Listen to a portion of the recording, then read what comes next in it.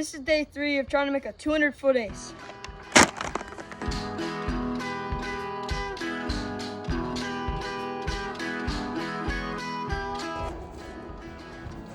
Sit.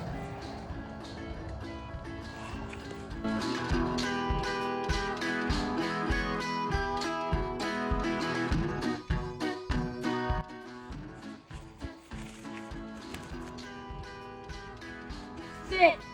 Get in. Oh! Let's go! Come on! Day 3! 200 feet. That is crazy. Whoa! Come